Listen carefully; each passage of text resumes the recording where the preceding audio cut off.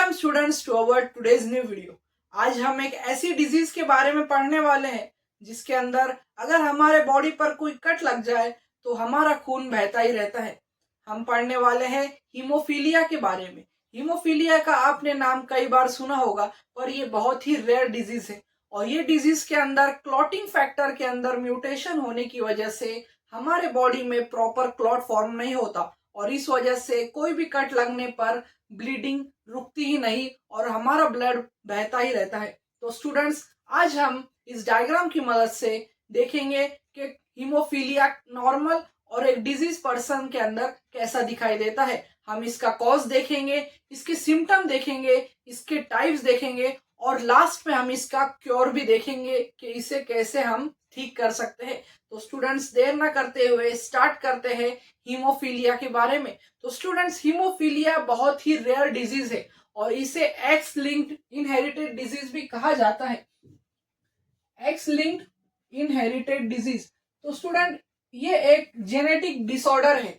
Student, disorder यानी हमारे body के नॉर्मल फंक्शनिंग में कुछ गड़बड़ी होती है, उसे डिसऑर्डर कहते हैं। और तो स्टूडेंट, ये एक जेनेटिक डिसऑर्डर है और जेनेटिक नाम सुनते ही आपके माइंड में एक चीज क्लिक हो चुकी होगी, यानी हमारे जीन्स के अंदर जरूर कुछ गड़बड़ी हुई है। तो सबसे पहले हम इसका कॉज देखेंगे। हर डिजीज का हम कॉज देखते हैं, उसी तरह से स्टूडेंट इसका भी कॉज देखेंगे, यानी क्यों हीमोफीलिया होता है, हीमोफीलिया के होने का क्या कारण है। तो स्टूडेंट, हीमोफीलिया हमारे जो जीन्स होती है उसके अंदर म्यूटेशन की वजह से होता है। इस वजह से म्यूटेशन, और म्यूटेशन आप सब जानते हैं कि ये एक रैंडम चेंज होता है जिसके अंदर हमारे जीन्स शफल्स होते हैं, कुछ एडिशन होता है, कुछ डिलीशन होता है और इस वजह से एक कोडिंग सीक्वेंस के अंदर फ्लक्चुएशन होता है और इस वजह से उसकी रीडिंग प्रॉपर नहीं होती और वो जीन म्यूटेट हो जाता है। तो ये कौन से जीन के अंदर म्यूटेशन हुआ है स्टूडेंट? ये म्यूटेशन हुआ है हमारे क्लॉटिंग जीन्स के अंदर। क्लॉटिंग जीन्स, ये क्लॉटिंग जीन्स क्या करते हैं स्टूडेंट? ये क्लॉटिंग जीन्स क्लॉटिंग फैक्टर बनाते थे। तो अगर इसके अंदर म्यूटेशन हो गया तो हमारे क्लॉटिंग फैक्टर्स जो क्लॉटिंग के अंदर यानी प्लेटलेट्स के साथ मिलकर क्लॉटिंग में मदद करते थे, हमारे खून को बहने से रोकते थे, तो इसके अंदर म्यूटेशन होने की वजह से क्लॉटिंग फैक्टर प्रॉपर बन नहीं पाते। ये प्रॉपर फॉर्मेशन इसका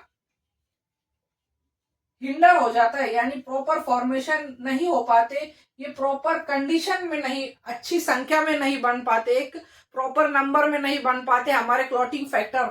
और यही इसका मेन कॉज है कि म्यूटेशन हमारी क्लॉटिंग जीन्स के अंदर होता है और क्लॉटिंग फैक्टर प्रॉपरली बन नहीं पाते, ये प्रॉपर नंबर्स में बन नहीं पाते जो क्लॉटिंग के अंदर इन्वॉल्व होने चाहिए, क्लॉटिंग में रोल प्ले करने चाहिए। तो स्टूडेंट, अभी हमने इसका कॉज देख लिया, अभी इसके हम सिम्टम्स देखेंगे। हर डिजीज के सिम्टम्स होते हैं और आपको सब सिम्टम्स याद नहीं रखने, कुछ स्पेसिफिक और मेन सिम्टम्स याद रखने हैं। तो इसके अंदर सबसे मेन सिम्टम, इसके डेफिनेशन में भी आपने पढ़ा होगा कि हीमोफीलिया के अंदर अगर कोई कट लग गया तो वो रुकता नहीं, उधर क्लॉटिंग बहुत स्लोली या क्लॉटिंग होती ही नहीं। तो ये उसका मेन सिम्टम है कि स्लो क्लॉटिंग, ये पहला सिम्टम है।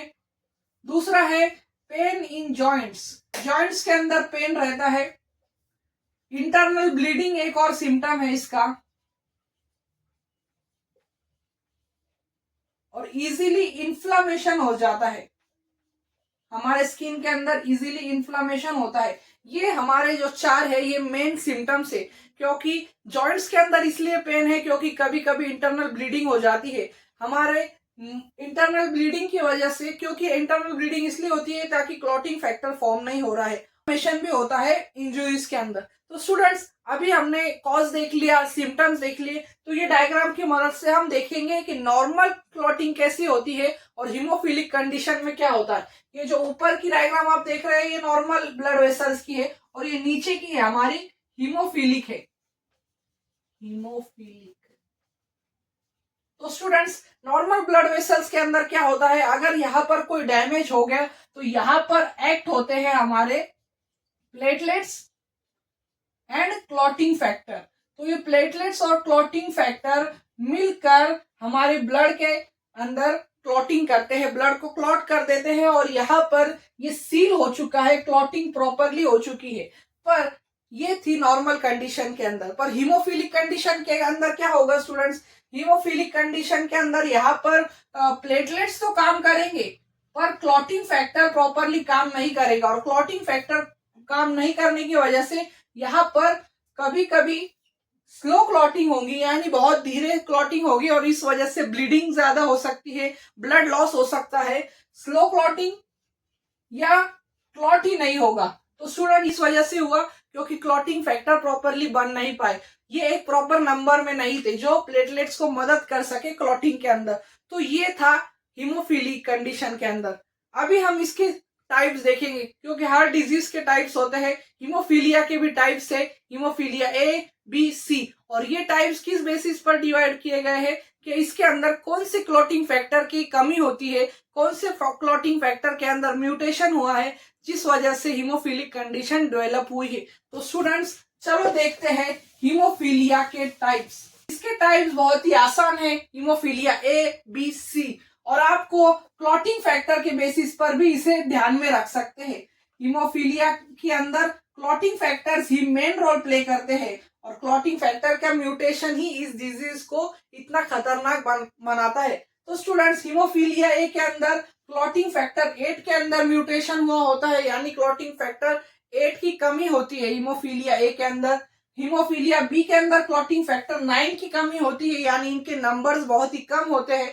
और हीमोफीलिया सी के अंदर क्लॉटिंग फैक्टर 11 की कमी होती है, यानी 11 के अंदर म्यूटेशन हुआ होता है। तो स्टूडेंट्स ये थे टाइप्स। और हीमोफीलिया को एक्स लिंक डिसऑर्डर भी कहा जाता है, और ये इसलिए है क्योंकि ये एक डिजीज मदर से ये एक बॉय के अंदर ट्रांसफर होता है। और हीमोफीलिया ज्यादातर आपको मेल्स के अंदर ही देखने मिलेगा, क्योंकि एक्स लिंक्ड रिसेसिव कंडीशन सिर्फ मेल के अंदर डेवलप होती है, फीमेल्स के अंदर नहीं, क्योंकि वहां पर 2 एक्स क्रोमोसोम होते हैं। अगर एक के अंदर भी हीमोफिलिक कंडीशन यानी म्यूटेशन हुआ है उस जीन्स के अंदर, तो दूसरा क्रोमोसोम उसे मदद करता है रिकवर करने के लिए। एक्स वाई क्रोमोसोम्स होते हैं, जिस वजह से अगर एक्स के अंदर म्यूटेशन हुआ है, उसके अंदर कुछ माल फंक्शन है, तो वो रिपेयर नहीं होता, और मेल्स ही ज्यादातर अफेक्ट होते हैं हीमोफिलिक कंडीशन के अंदर, और फीमेल्स तो सिर्फ कैरियर होती है।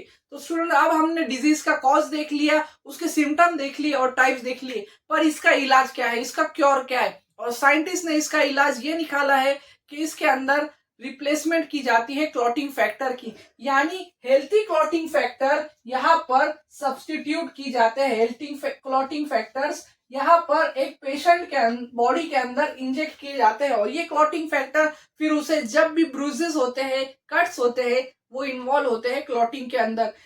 ये एक टेम्परेरी बेसिस पर इलाज होता है स्टूडेंट्स, पर ये कारगर साबित हुआ है कई पेशेंट्स के अंदर, और ये उन्हें सर्वाइव करने में मदद करता है और नॉर्मल लोगों की तरह जिंदगी जीने में मदद करता है। हीमोफीलिया एक रेयर डिसऑर्डर है, पर ये बहुत सीवियर हो सकता है, और सीवियर कंडीशन में अगर कट लग गया तो हमारे बचना नामुमकिन है, क्योंकि हम ब्लीडिंग की वजह से ही हमारी डेथ हो जाएगी।